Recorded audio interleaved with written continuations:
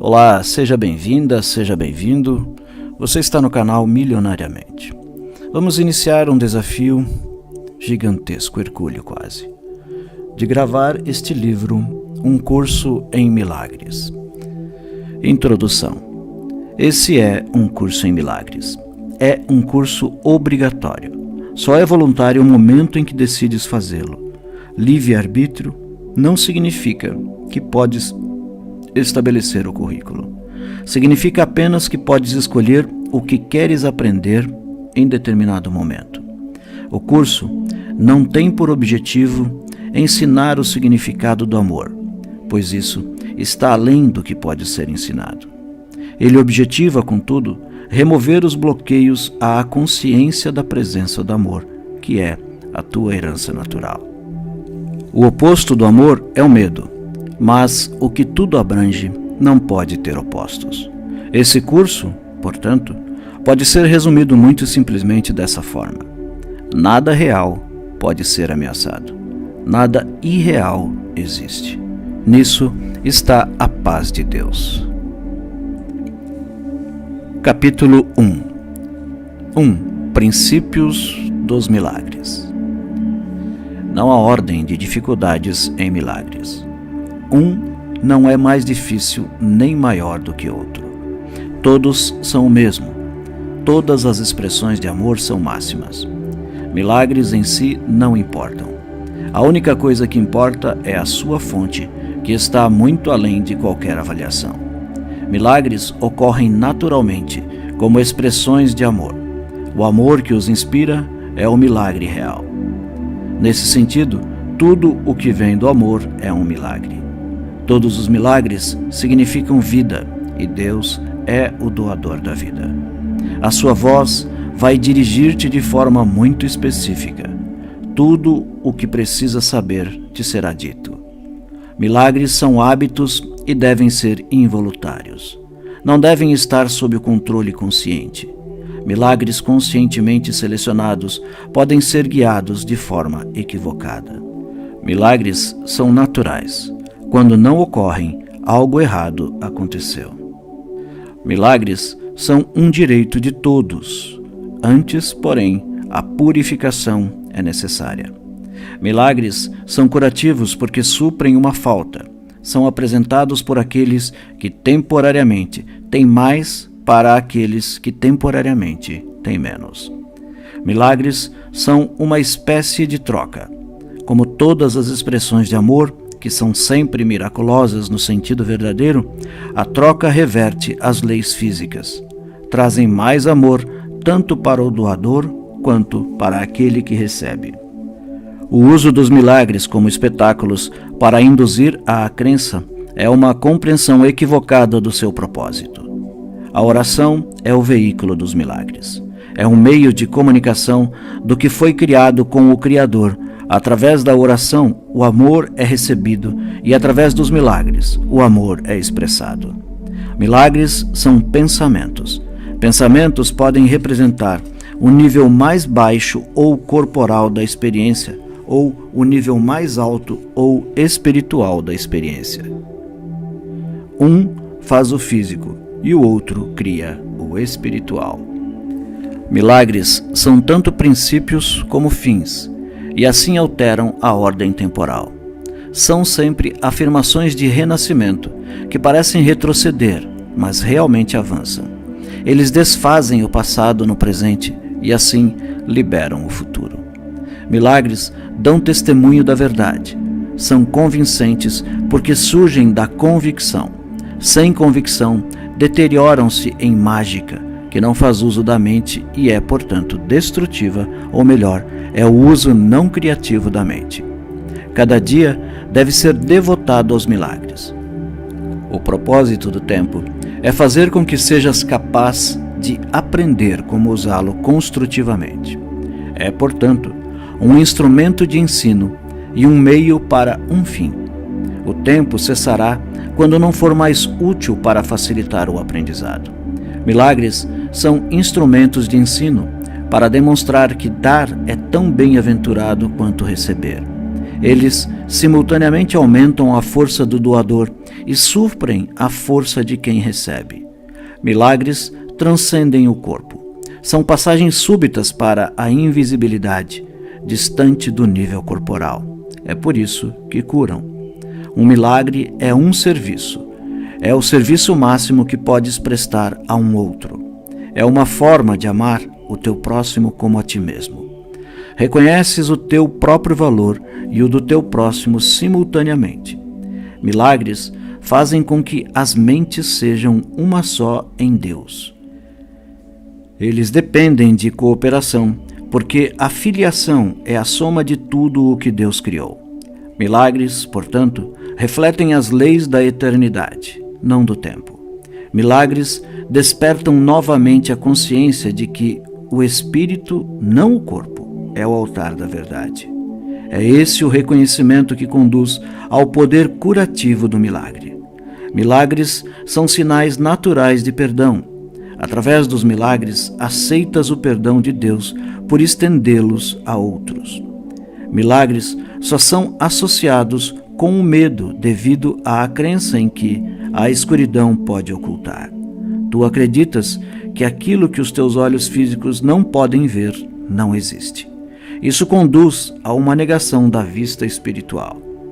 Milagres rearranjam a percepção e colocam todos os níveis em perspectiva futura. Isso é cura, porque a doença vem de confusão de níveis. Milagres fazem com que sejas capaz de curar os doentes e ressuscitar os mortos, porque tu mesmo fizeste a doença e a morte. Podes, portanto, abolir a ambos. Tu és um milagre, capaz de criar como teu Criador. Tudo o mais é o teu próprio pesadelo e não existe. Somente as criações da luz são reais. Milagres são partes de uma cadeia interligada de perdão, que quando completa é expiação. A expiação funciona durante todo o tempo e em todas as dimensões do tempo. Milagres representam a libertação do medo. Expiar significa desfazer. Desfazer o medo é uma parte essencial do valor dos milagres na expiação. Um milagre é uma bênção universal de Deus através de mim para todos os meus irmãos. O privilégio dos perdoados é perdoar. Milagres são um testemunho para ganhar a liberação do medo. A revelação induz a um estado no qual o medo já foi abolido. Milagres são assim um meio e a revelação é um fim. Milagres revelam a Deus através de ti. Eles o louvam, honrando suas criações, afirmando que são perfeitas. Curam porque negam a identificação com o corpo e afirmam a identificação com o espírito. Por reconhecerem o espírito, os milagres ajustam os níveis da percepção e os mostram em alinhamento adequado. Isso coloca o espírito no centro, onde ele pode comunicar-se diretamente. Milagres devem inspirar gratidão, não reverência. Deves agradecer a Deus pelo que realmente és. As crianças de Deus são santas, e os milagres honram a sua santidade, que pode estar oculta, mas nunca perdida. Eu inspiro todos os milagres, que são realmente intercessões. Eles intercedem pela tua santidade e façam com que as tuas percepções sejam santas. Colocando-te além das leis físicas, eles te erguem à esfera da ordem celestial. Nesta ordem, tu és perfeito. Milagres te honram porque és amável. Eles dissipam ilusões a respeito de ti mesmo e percebem a luz em ti. Assim expiam os teus erros, libertando-te dos teus pesadelos. Por liberar a tua mente da prisão das tuas ilusões, restauram a tua sanidade. Milagres restauram a mente à sua plenitude. Por expiar o senso de carência, estabelecem proteção perfeita. A força do Espírito não deixa lugar para intrusões. Milagres são expressões de amor, mas podem não ter sempre efeitos observáveis. Milagres são exemplos do pensamento certo. alinhando as tuas percepções com a verdade, tal como Deus a criou. Um milagre é uma correção introduzida por mim num pensamento falso. Age como catalisador, quebrando a percepção errônea e reorganizando-a adequadamente. Isso te coloca sob o princípio da expiação, onde a percepção é curada. Até que isso tenha ocorrido, o conhecimento da ordem divina é impossível. O Espírito Santo é o mecanismo dos milagres. Ele reconhece tanto as criações de Deus quanto as tuas ilusões. Ele separa o verdadeiro do falso através da sua capacidade de perceber de forma total e não seletiva. O milagre dissolve o erro, porque o Espírito Santo o identifica como falso ou irreal. Isso é o mesmo que dizer que, por perceber a luz, a escuridão automaticamente desaparece. O milagre reconhece todas as pessoas como teu irmão e meu também. É um caminho para se perceber a marca universal de Deus. A integridade é o conteúdo perceptivo dos milagres.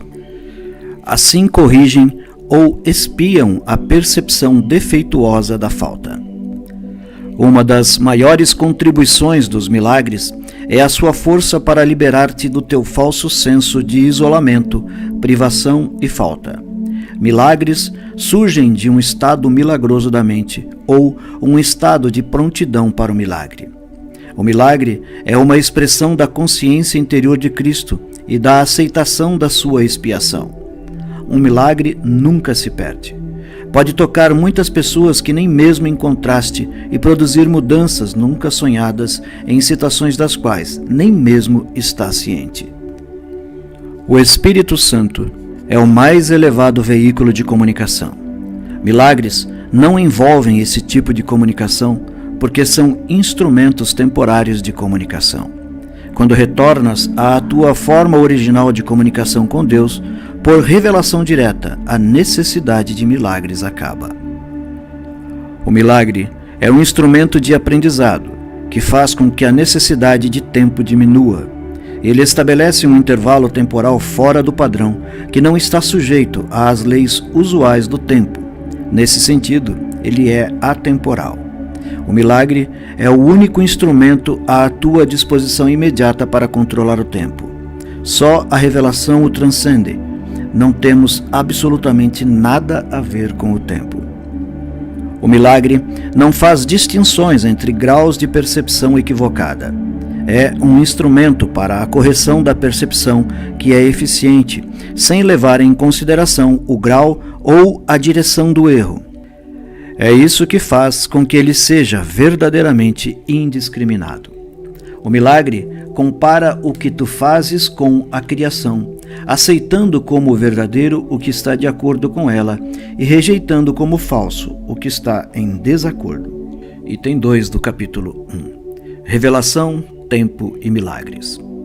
A revelação induz à suspensão completa, porém temporária, da dúvida e do medo.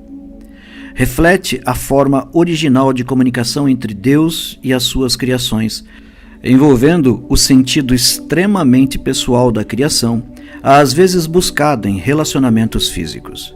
A intimidade física não é capaz de consegui-la. Milagres, todavia, são genuinamente interpessoais e resultam em verdadeira intimidade com os outros. A revelação te une diretamente a Deus. Milagres te unem diretamente ao teu irmão. Nenhum dos dois emana da consciência, mas ambos lá são experimentados. A consciência é o estado que induz a ação, embora não a inspire. Tu és livre para acreditar no que escolheres, e o que fazes atesta o que acreditas. A revelação é intensamente pessoal e não pode ser traduzida de forma significativa. É por isso que qualquer tentativa de descrevê-la com palavras é impossível. A revelação só induz à experiência. Milagres, por outro lado, induzem à ação. Eles são mais úteis agora devido à sua natureza interpessoal. Nessa fase do aprendizado, é importante trabalhar com milagres, porque a libertação do medo não pode ser imposta a ti. A revelação é literalmente indizível, porque é uma experiência de amor indizível. A reverência deve ser reservada para a revelação, a qual pode ser aplicada correta e perfeitamente. Ela não é apropriada para milagres, porque o estado de reverência é pleno de adoração, implicando que alguém de ordem menor se encontra diante do seu Criador. Tu és uma criação perfeita e deves experimentar reverência somente na presença do Criador da perfeição. O milagre é, portanto, um sinal de amor entre iguais. Iguais não devem se reverenciar um ao outro, pois a reverência implica desigualdade. É, portanto, uma reação inadequada a mim. Um irmão mais velho tem direito ao respeito por sua maior experiência e à obediência por sua maior sabedoria. Ele também tem direito ao amor, porque é um irmão, e à devoção, se é devotado.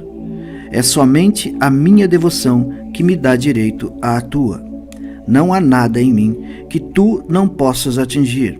Eu nada tenho que não venha de Deus. A diferença entre nós agora é que eu não tenho nada mais. Isso me deixa em um estado que em ti é apenas potencial. Ninguém vem ao Pai senão por mim. Não significa que eu seja, de qualquer modo, separado ou diferente de ti, exceto no tempo, e o tempo realmente não existe. A declaração é mais significativa em termos de um eixo vertical do que horizontal. Tu estás abaixo de mim e eu estou abaixo de Deus. No processo de subida, eu estou mais acima, porque sem mim a distância entre Deus e o homem seria grande demais para abrangeres. Eu faço a ponte sobre essa distância como teu irmão mais velho de um lado e como um filho de Deus do outro. Minha devoção aos meus irmãos me pôs a cargo da filiação, o que eu torno completa porque compartilho. Isso pode parecer contradizer a declaração eu e meu Pai somos um, mas há dois lados nesta declaração em reconhecimento de que o Pai é maior. As revelações são indiretamente inspiradas por mim, porque estou perto do Espírito Santo e alerta à prontidão para a revelação dos meus irmãos. Assim, eu posso trazer para eles mais do que eles podem atrair para si mesmos. O Espírito Santo medeia a comunicação superior para a inferior, mantendo o canal direto de Deus para ti aberto para a revelação. A revelação não é recíproca. Procede de Deus para ti, mas não de ti para Deus. O milagre minimiza a necessidade de tempo. No plano longitudinal ou horizontal, o reconhecimento da igualdade dos membros da filiação parece envolver um tempo quase sem fim. Contudo, o milagre acarreta uma passagem repentina de percepção horizontal para a vertical. Isto introduz um intervalo do qual ambos, tanto o doador como quem recebe, emergem mais adiante no tempo do que teriam estado de outra forma. O milagre tem então a propriedade única de abolir o tempo, na medida em que torna desnecessário o intervalo de tempo que atravessa. Não há relação entre o tempo que leva a um milagre e o tempo que ele cobre. O milagre substitui um aprendizado que poderia ter levado milhares de anos. Faz isso através do reconhecimento subjacente da perfeita igualdade entre quem dá e quem recebe, na qual o milagre se baseia. O milagre encurta o tempo, colapsando-o, assim eliminando certos intervalos dentro dele.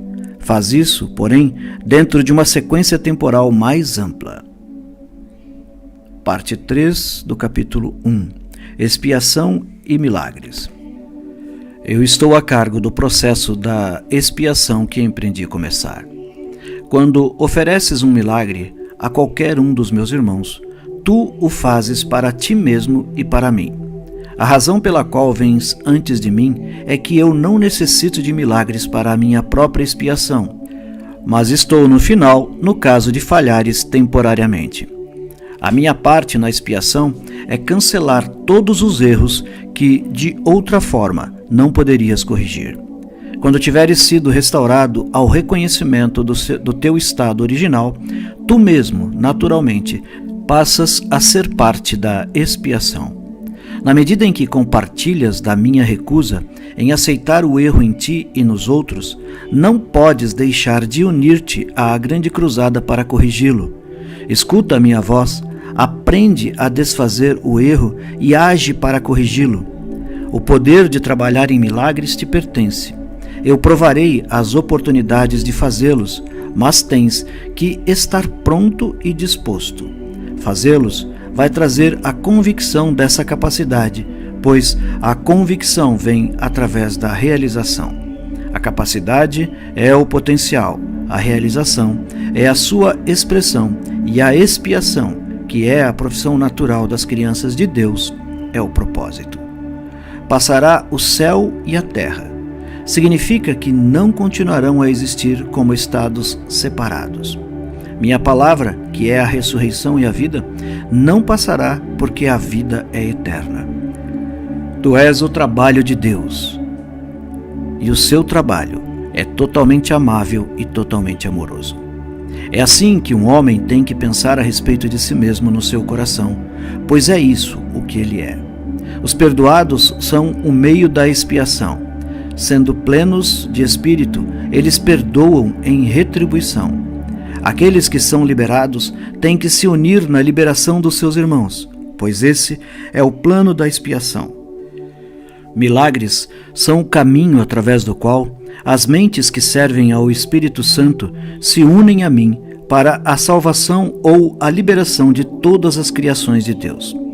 Eu sou o único que pode apresentar milagre de modo indiscriminado, porque eu sou a expiação.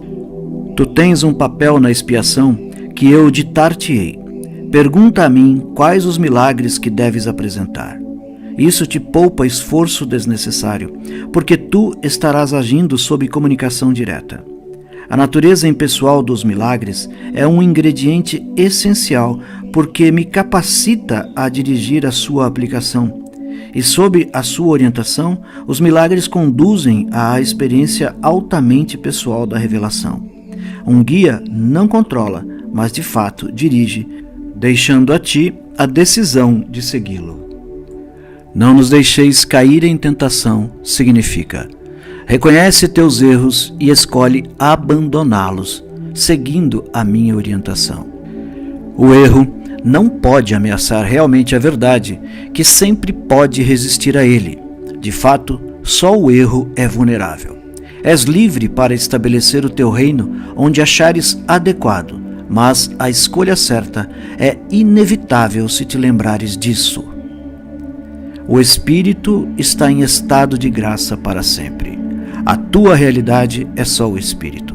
Portanto, tu estás em estado de graça para sempre. A expiação desfaz todos os erros nesse sentido e assim extirpa a fonte do medo. Todas as vezes que vivencia as garantias de Deus como ameaça, é porque estás defendendo uma lealdade mal colocada ou mal dirigida. Quando projetas isso para outros, tu os aprisionas, mas só na medida em que reforças erros que já tenham feito.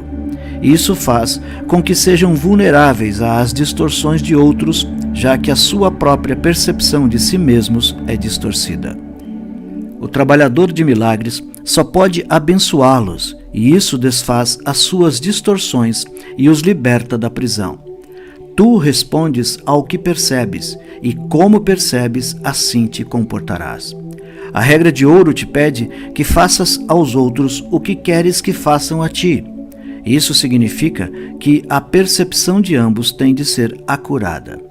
A regra de ouro é a regra para o comportamento apropriado. Tu não podes comportar-te apropriadamente, a não ser que percebas corretamente. Já que tu e o teu próximo sois membros iguais de uma família, assim como percebes a ambos, assim farás a ambos. A partir da percepção da tua própria santidade, deves olhar para a santidade dos outros. Milagres surgem da mente que está pronta para eles. Por estar unida, essa mente vai a todos, mesmo sem que o próprio trabalhador de milagres saiba disso. A natureza impessoal dos milagres deve-se ao fato da expiação em si mesma ser uma só, unindo todas as criações com o seu Criador. Como uma expressão do que és, na verdade, o milagre coloca a mente em um estado de graça. A mente, então, dá boas-vindas com naturalidade ao anfitrião interior e ao forasteiro do lado de fora. Quando acolhes o forasteiro, ele vem a ser teu irmão. Que o milagre possa ter efeitos sobre os teus irmãos que possas não reconhecer, não concerne a ti. O milagre sempre te abençoará. Os milagres que não foram pedidos não perderam seu valor. Ainda são expressões do teu próprio estado de graça, mas o aspecto de ação do milagre deve ser controlado por mim, devido à minha completa consciência de todo o plano. A natureza impessoal da mente, voltada para o milagre, assegura a tua graça, mas só eu estou em posição de saber onde eles podem ser concedidos. Milagres são seletivos só no sentido de que são dirigidos para aqueles que podem usá-los para si mesmos, já que isso faz com que seja inevitável que eles os estendam a outros, é soldada uma forte cadeia de expiação. Todavia, essa seletividade não leva em conta a magnitude do milagre em si, porque o conceito de tamanho existe em um plano que é, em si mesmo, irreal. Já que o milagre tem por objetivo restaurar a consciência da realidade, não seria útil se fosse limitado por leis que governam o erro que ele tem por objetivo corrigir. Item 4 do capítulo 1. Escapar da escuridão envolve dois estádios. Primeiro, o reconhecimento de que a escuridão não pode ocultar. Esse passo usualmente acarreta medo. Segundo, o reconhecimento de que não há nada que queiras ocultar, ainda que pudesses. Esse passo traz o escapar do medo. Quando tiveres passado a estar disposto a não esconder nada, não só estarás disposto a entrar em comunhão, como também compreenderás a paz e a alegria. A santidade nunca pode estar realmente oculta na escuridão, mas podes enganar a ti mesmo a esse respeito. Esse engano faz com que fiques amedrontado, porque reconheces no teu coração que é um engano e fazes enormes esforços para estabelecer sua realidade. O milagre põe a realidade onde ela deve estar. A realidade só pode estar no Espírito, e o milagre reconhece só a verdade. Assim, dissipa ilusões sobre ti mesmo e te coloca em comunhão contigo e com Deus.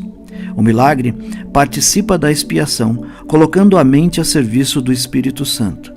Isso estabelece a função própria da mente e corrige os seus erros, que são apenas faltas de amor. A tua mente pode estar possuída por ilusões, mas o espírito é eternamente livre. Se a mente percebe sem amor, percebe uma concha vazia e não está ciente do espírito interior. Mas a expiação restitui o espírito ao lugar que lhe é próprio. A mente que serve ao espírito é invulnerável. A escuridão é falta de luz, assim como o pecado é falta de amor. Não tem propriedades exclusivas em si mesmo. É um exemplo da crença na escassez, da qual só o erro pode proceder. A verdade é sempre abundante. Aqueles que percebem e reconhecem que têm tudo, não têm necessidades de espécie alguma. O propósito da expiação é restituir tudo a ti, ou melhor, restituir tudo à tua consciência. Tudo te foi dado quando foste criado, assim como a todos. O vazio engendrado pelo medo tem que ser substituído pelo perdão. É isso que a Bíblia quer dizer com não existe morte, e é por isso que eu pude demonstrar que a morte não existe. Eu vim para cumprir a lei, reinterpretando-a. A lei em si mesma, se compreendida de modo adequado, só oferece proteção.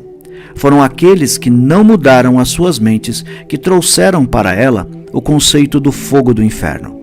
Eu te asseguro que darei testemunho de qualquer um que me permitir e em qualquer medida que ele me permitir. O teu testemunho demonstra a tua crença e assim a fortalece. Aqueles que testemunham por mim estão expressando, através dos seus milagres, que abandonaram a crença na privação, em favor da abundância que, como aprenderam, a eles pertence. Item 5 do capítulo 1, Integridade e Espírito. O milagre é muito parecido com o corpo, no sentido de que ambos são recursos de aprendizado, facilitando um estado no qual vêm a ser desnecessários.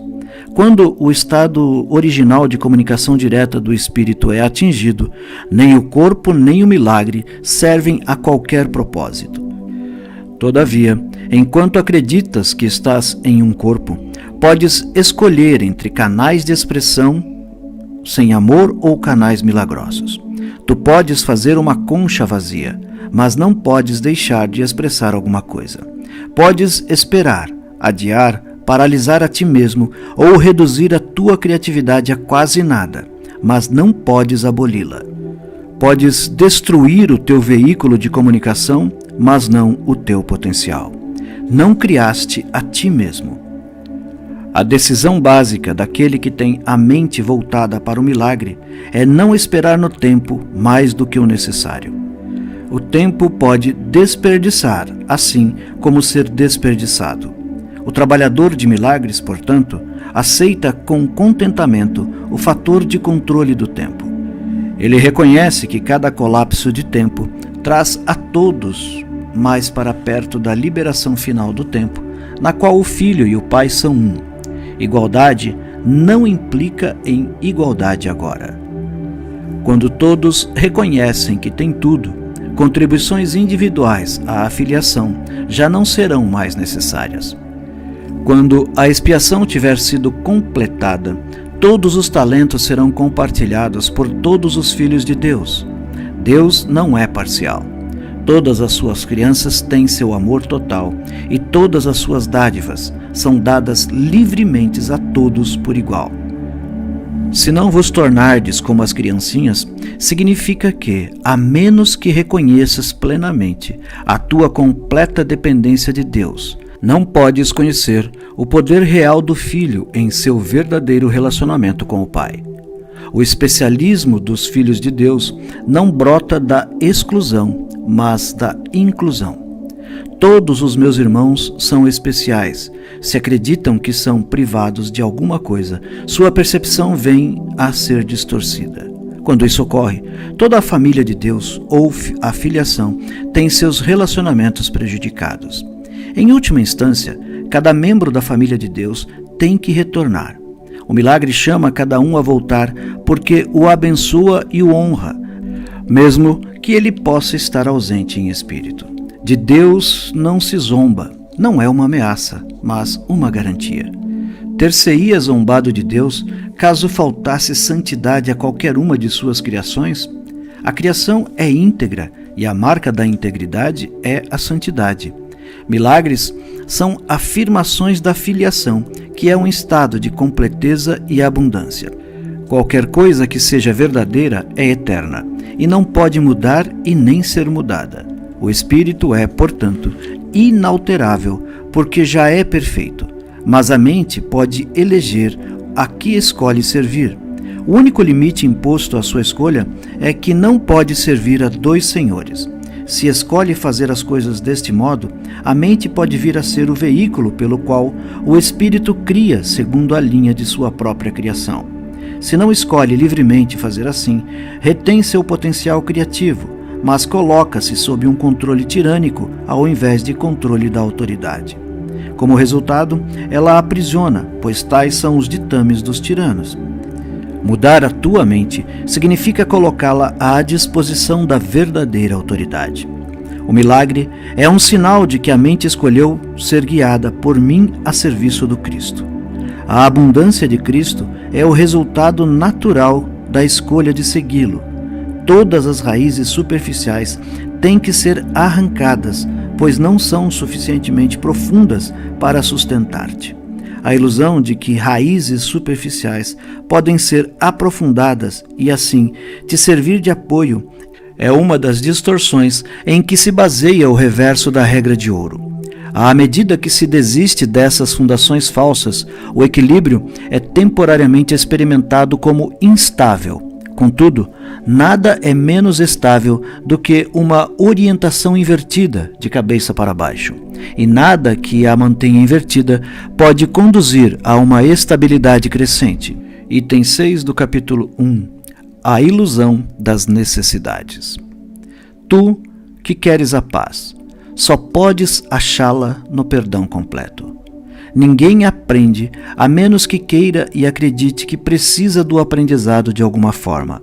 Embora não exista nenhuma falta na criação de Deus, ela é bem evidente no que tu fizeste. De fato, essa é a diferença essencial entre um e outro. Falta implica em que estarias melhor se estivesse em um estado de algum modo diferente daquele em que estás. Até a separação, que é o significado da queda, nada estava faltando. Não existiam quaisquer necessidades. Necessidades só surgem quando tu te privas. Ages de acordo com a ordem particular de necessidades que estabeleces. Isso, por sua vez, depende da tua percepção do que tu és. O senso de separação de Deus é a única falta que realmente precisas corrigir. Esse senso de separação nunca teria surgido se não tivesses distorcido a tua percepção da verdade e assim percebido a ti mesmo como se algo estivesse faltando. A ideia de ordem de necessidades surgiu porque, tendo feito esse erro fundamental, já tinhas te fragmentado em níveis com diferentes necessidades. À medida em que te integras, vem a ser o uno, e as tuas necessidades, consequentemente, vêm a ser uma só. Necessidades unificadas conduzem à ação unificada, porque isso produz uma ausência de conflitos. A ideia de ordem de necessidades que decorre do erro original, segundo o qual alguém pode ser separado de Deus, requer correção no seu próprio nível antes que o erro de perceber níveis possa ser, de alguma forma, corrigido. Tu não podes comportar-te de maneira eficaz enquanto funcionares em níveis diferentes. Todavia, enquanto o fazes, a correção tem que ser introduzida verticalmente, de baixo para cima. Isso é assim porque pensas que vive no espaço, onde conceitos tais como para cima e para baixo são significativos. Em última instância, o espaço é tão sem significado quanto o tempo. Ambos são meramente crenças. O propósito real desse mundo é ser usado para corrigir a tua descrença. Tu nunca podes controlar os efeitos do medo por ti mesmo, porque fizeste o medo e acreditas no que fizeste. Em atitude, então, embora não no conteúdo, te assemelhas ao teu Criador, que tem fé perfeita em suas criações, porque Ele as criou. A crença produz a aceitação da existência. É por isso que tu podes acreditar em algo que ninguém mais pensa que é verdadeiro. É verdadeiro para ti porque foi feito por ti. Todos os aspectos do medo são inverídicos, porque não existem. Não existem no nível criativo e, portanto, absolutamente não existem. Qualquer que seja a extensão da tua disponibilidade para submeter as tuas crenças a esse teste, nessa mesma extensão, as tuas percepções são corrigidas. Para separar o falso do verdadeiro, o milagre procede nestas linhas. O amor perfeito exclui o medo. Se o medo existe, então não há amor perfeito. Mas só o amor perfeito existe. Se há medo, ele produz um estado que não existe. Acredita nisso e tu serás livre. Só Deus pode estabelecer essa solução, e essa fé é o seu dom. Item 7 do capítulo 1. Distorções dos impulsos para o milagre.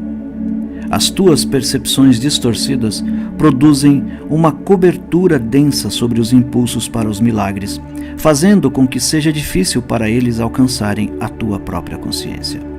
A confusão entre impulsos milagrosos e impulsos físicos é uma das maiores distorções da percepção.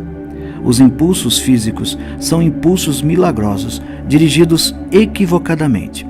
Todo o prazer real vem de se fazer a vontade de Deus. Isso é assim porque não fazê-la é uma negação do ser.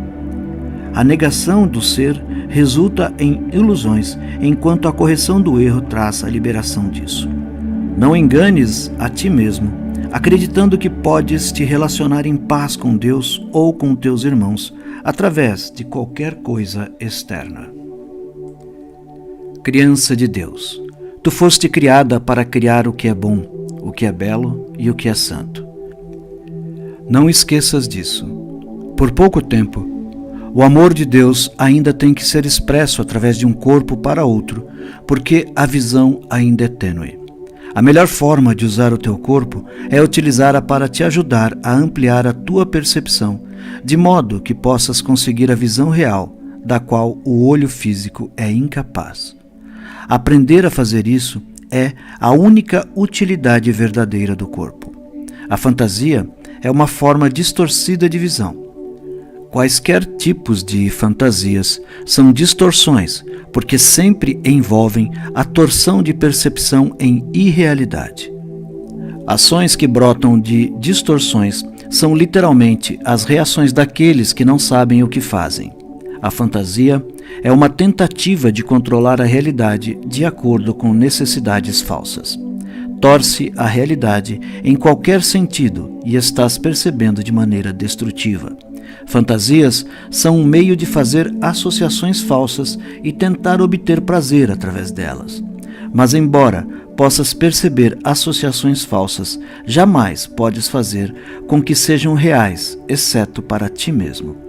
Tu acreditas no que fazes. Se ofereceres milagres, serás igualmente forte na tua crença neles. A força da tua convicção sustentará então a crença de que recebe o milagre. Fantasias vêm a ser totalmente desnecessárias à medida em que a natureza inteiramente satisfatória da realidade vem a ser aparente, tanto para quem dá como para quem recebe. A realidade é perdida através da usurpação que produz tirania. Enquanto restar um único escravo andando na terra, a tua liberação não é completa. A restauração completa da filiação é a única meta daquele que tem a mente voltada para o milagre. Esse é um curso de treinamento da mente. Todo aprendizado envolve atenção e estudo em algum nível. Algumas partes posteriores do curso se baseiam tanto nestas sessões iniciais que elas requerem um estudo feito com cuidado. Tu também necessitarás delas para a preparação. Sem isso, podes ficar temeroso demais com o que virá para usar o curso construtivamente. Contudo, à medida em que fores estudando estas partes iniciais, começarás a ver algumas das implicações que serão ampliadas posteriormente. É necessário um fundamento sólido devido à confusão entre medo e reverência, à qual já me referi e que é feita frequentemente. Eu disse que a reverência não é apropriada em relação aos filhos de Deus, porque não deves experimentar reverência na presença dos teus iguais. Todavia, foi também enfatizado que a reverência é apropriada na presença do teu Criador. Eu tenho sido cuidadoso em esclarecer meu papel na expiação, sem exagerá-lo ou atenuá-lo. Estou também tentando fazer o mesmo com o teu. Tenho salientado que a reverência não é uma reação apropriada a mim devido à nossa igualdade inerente. Alguns dos passos que vêm mais tarde nesse curso, no entanto, envolvem uma aproximação mais direta com o próprio Deus. Não seria prudente iniciar esses passos sem uma preparação cuidadosa, ou a reverência será confundida com medo e a experiência será mais traumática do que beatífica. No fim, a cura é de Deus. Os meios te estão sendo cuidadosamente explicados. A revelação pode ocasionalmente te revelar o fim, mas para alcançá-la, os meios são necessários. Finalizamos assim a leitura do capítulo 1 do livro Um Curso em Milagres. Aguardo você para o capítulo 2.